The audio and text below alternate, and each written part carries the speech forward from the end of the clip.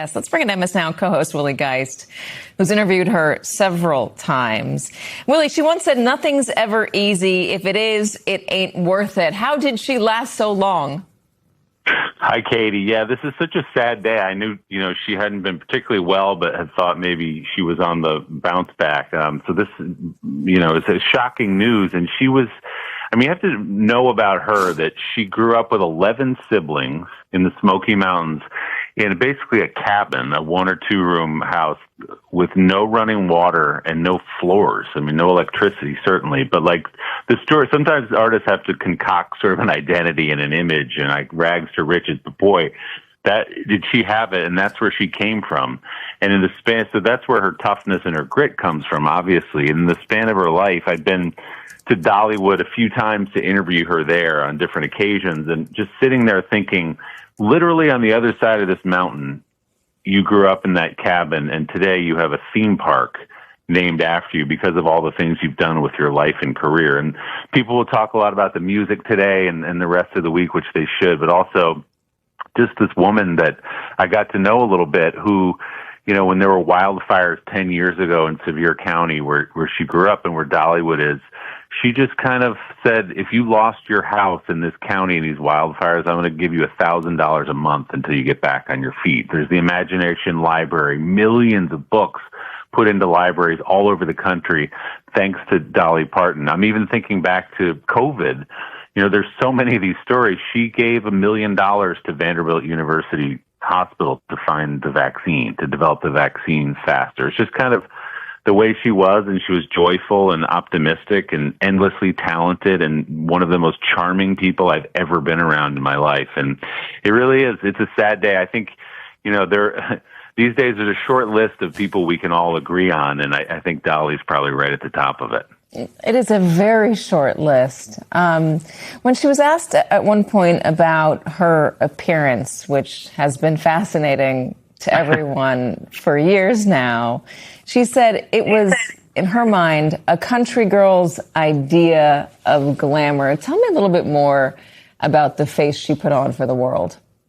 Well, she always had that saying that it takes a lot of money to look this cheap, kind of self-deprecating, all the work she had put into it and all the work she'd done. She didn't hide from it. She wasn't pretending it was there. But I think, that was part of her image, and you never saw her any other way. She wouldn't have it any other way. But I think, it wasn't, her life was not a put on through all the makeup and the hair, and she talked about wearing the wigs, and, she was honest about it. But she was an amazing storyteller and a great songwriter. So through that fun image of hers and all the glam that she did have, I think she wrote some really deep, beautiful songs that will endure far beyond you or I. Jolene was just a perfect song almost. And when I was interviewing her, she tells the story of the origins of that song. And she and her husband, they were a young couple with no money. Her husband, Carl Dean, and he kept going to the bank all the time, and she couldn't figure out why. And it was because, in her eyes, there was an attractive redhead who worked there, and he worked in asphalt paving, which was his business until he died. And so she would say, and her line later was, she told him, I said, if you get involved with that girl, it's going to be your ass and your fault, playing off his asphalt paving thing. She always had the right line, the right joke. But through that, incredibly generous, and just, let's not underrate what a great songwriter she was. And you'll see today, every artist in Nashville and outside of Nashville will have drawn some inspiration from her, in the way they write music, write songs, but also in the way they go about their lives. People like Lainey Wilson, who's become one of the biggest acts in country music and all of music. She says, I just think to myself, what would Dolly do? What would Dolly do in this situation in terms of writing a good song, but also how you carry yourself in the world, how you build a business around your success, and how you're generous after you do that. So her impact, the waves, they're not ripples, the waves just go out way past the horizon. I mean, she dealt with hardships, but you never saw her break. And talking about her music, I mean, you mentioned Jolene. I mentioned Jolene a moment ago. You should hear me try to sing Jolene by myself in my No, house. Keyword not. By myself, because I'm not going to torture anybody with my voice. But you'd think that she would choose either Jolene when you ask her favorite song, or 9 to 5, or I Will Always Love You. Instead, when she was asked that once, she said her favorite song of all the ones she's written and sung over the years, she says it was Coat of Many Colors, one about being poor, being loved, and one about her roots. And just to go back to that, her roots and everything that it did for her and everything that she gave back to it. We live in this time where everyone's trying to pretend like they're more than what they are.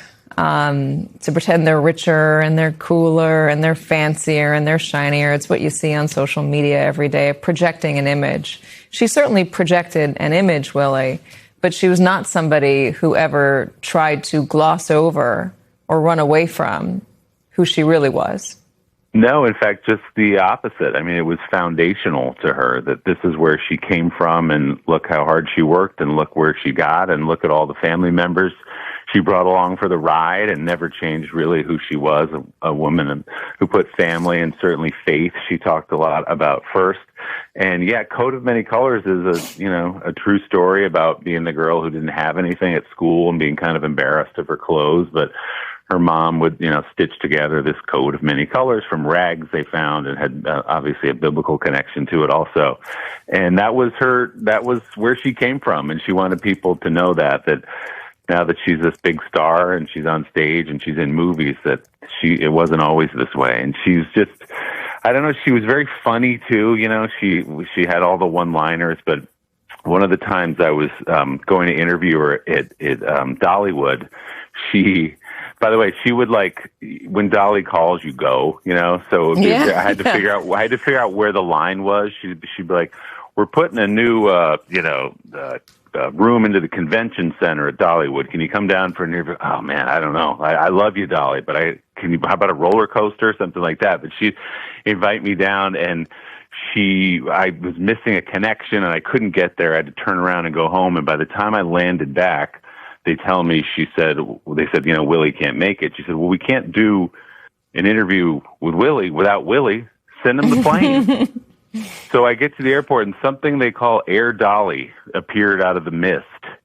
And I flew down there and landed on an airstrip right next to Dollywood that belongs, I think, only to her, maybe, and just got to kind of whisk into her world and just see her love and her generosity, and to watch people around her, how much she is loved and how much she gives back to people. And I think that's going to be this explosion that you're seeing right now, and you'll see all day, of the way the world feels about Dolly because of the way she made us feel.